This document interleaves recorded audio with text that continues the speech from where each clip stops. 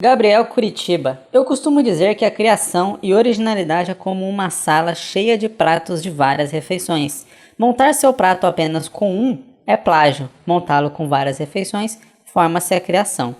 Gostei do seu conceito de pegar as falhas das obras e tentar não repeti-las nas nossas. Você disse para dominar um tema. Aí é que tá. Como eu sei que domino um tema? Fala, Gabriel, curti muito o seu conceito, cara. Realmente, eu acho que a ideia é bem essa. Se você pega a referência só de um lugar, você está praticamente criando uma cópia, criando uma outra versão daquilo mesmo.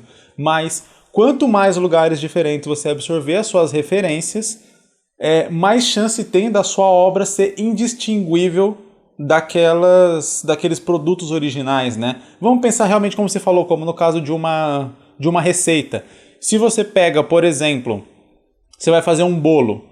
Um bolo ele exige vários ingredientes. Se você pega só um desses ingredientes, você não faz um bolo. Você faz o ingrediente, né? Se você pega só o ovo, você faz ovo. Mas se você pega o ovo, o leite, a farinha, enfim, outras coisas, você faz o bolo. Então, é algo realmente indistinguível daqueles ingredientes originais que você usou. Para mim, essa é a fonte. Como saber que domina um tema? Eu acho que não tem um jeito prático de se dizer que domina um tema sem soar babaca, né? sem soar com um ego inflado. Mas eu digo que, quando eu falo você tem que dominar um tema, não é como falar assim que você tem que saber desenhar. Saber desenhar não é um ponto, não é vamos dizer, uma estrada que você chega e ela tem um fim. Você não chega no ponto e fala, agora eu sei desenhar. O saber desenhar é um processo constante. Dominar um tema está mais próximo disso, então é algo meio subjetivo. É um processo constante de você se aperfeiçoar e saber mais sobre aquele tema. Então, por exemplo, se você vai fazer uma história... vamos, já que a gente está falando de comida aqui, uma história sobre culinária. Você tem que entender sobre culinária, você tem que entender os ramos da culinária, você tem que entender como um prato é criado, se você vai abordar esse tipo de coisa na sua história, você tem que entender sobre sabores, sobre aromatização, sobre todas as coisas que envolvem aquilo para você poder trabalhar na sua história. Mesmo que às vezes você acabe absorvendo conteúdo que você não vai usar na sua história, mas você saber sobre aquilo ajuda você a não cometer certos erros. Principalmente porque, vamos supor, você está fazendo uma história sobre culinária. Obviamente, as pessoas mais interessadas em ler a sua história são pessoas que têm interesse nesse assunto. Então, são pessoas que têm conhecimento nesse assunto. Então, óbvio que se você cometer certos erros nesse assunto, pessoas que conhecem ele vão conseguir identificar esses erros com muito mais facilidade e você pode acabar perdendo o seu principal público-alvo dentro daquela história. Então, você está fazendo uma história de... Minha gata está andando do lado da câmera. Enfim... Então você vai fazer uma história de alienígenas envolvendo todo esse tema e tal. Não no estilo Star Wars, mas num estilo mais Área 51, essas coisas. Então você tem todo um ramo da ufologia para você estudar. Tá certo que assim, beleza, é um tema, né, muito aberto, qualquer pessoa pode meio que inventar o que quiser em cima disso. Mas existem certas coisas que foram fixadas pela ufologia. A ufologia não é uma ciência, né?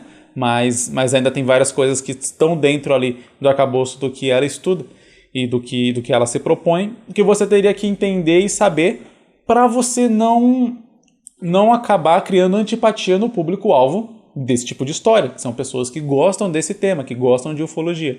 Então, o que eu digo é isso. Quando eu falo domine um tema, talvez eu usei a expressão errada. Talvez a expressão mais correta seria se aprofunde em um tema.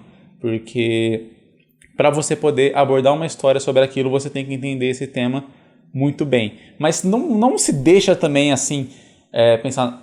Como eu disse, já que isso não é um ponto final, não é um ponto em que você fala, agora eu domino um tema, você não precisa ficar preso a isso no modo tipo, não, eu não vou fazer uma história enquanto eu não dominar esse tema. Porque você nunca vai saber quando você, de fato, dominou aquele tema. Então o que eu falo é estude. Estude bastante... e tente passar da barreira da ignorância. Eu vou tentar descrever aqui o que eu considero a barreira da ignorância. Todo mundo, quando começa a estudar alguma coisa, quando descobre um novo assunto, um novo conhecimento, ela se acha a pessoa mais inteligente do universo. Eu fiz um vídeo sobre aprender a aprender que eu comento um pouco sobre isso, sobre... por que você... não é sobre aprender a aprender. É outro vídeo, é por que você não evolui no desenho. E aí eu explico um pouco sobre mais ou menos esse funcionamento. É a mesma coisa que eu vou falar aqui. Minha gata, ela insiste em ficar andando. Não se esfrega no tripé. Sai daí. Ah, olha ela aqui. Tá de foguinho. Tá de foguinho. Não pode ir lá. Você derruba a câmera. Ela tá em cima da mesa. Tá bom? Então, voltando. Quando uma pessoa começa a estudar um tema, por ela não saber nada sobre aquele tema e por a maioria das pessoas que ela conhece não saberem nada sobre aquele tema, dá a ilusão que ela sabe muito, porque ela sabe muito mais do que ela sabia antes e muito mais do que as pessoas ao redor dela. Porém, quase todo conhecimento é assim. Conforme você vai se aprofundando e estudando mais, você vai percebendo que aquilo que você achou que sabia, que você achou que era um gênio, não é nada e que você ainda tem que estudar muito. Basicamente, eu diria que para poder começar a fazer uma história sobre aquele tema, você tem que chegar nesse ponto onde você percebe que você não sabe nada e que você precisa estudar mais.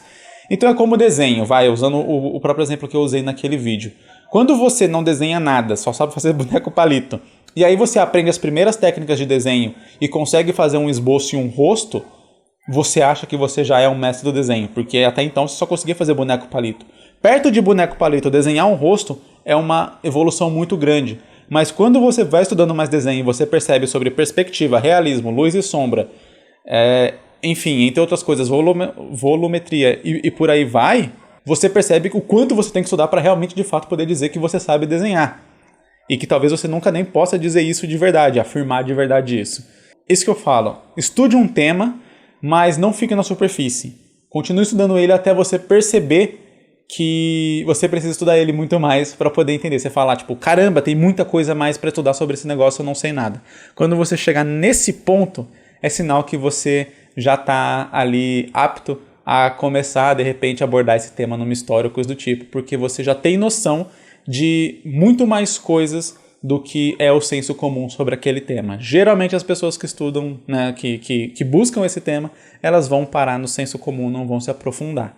Então, fazendo isso, você garante que você está um pouco mais profundo e que você não vai cometer, pelo menos, erros bobos. Se você cometer erros, que sejam pelo menos erros honestos, que só pessoas que realmente conhecem muito bem aquele tema vão entender e captar, e não que vai ser aquele erro mais superficial. Eu sempre repito aqui uma história dos primeiros mangás que eu fiz, que era Matsuru, que era um daqueles mangás padrão que se passa no Japão e tal, e eu fiz um personagem entrando assim, não foi nem que eu fiz isso pensando, eu não pensei e fiz com base na nossa cultura, sem pensar na cultura japonesa. Eu fiz um personagem entrando na casa do outro de tênis. E na época, por mais que eu tivesse assistido animes e coisa do tipo, eu nunca tinha parado para pensar racionalmente mesmo que você não entra na casa de ninguém no Japão de sapato. Você tem ali uma área onde você deixa o seu sapato, onde você vai deixar a sujeira do exterior ali, e você vai ter um chinelinho ou você vai entrar de meia mesmo na casa da pessoa. É assim que funciona.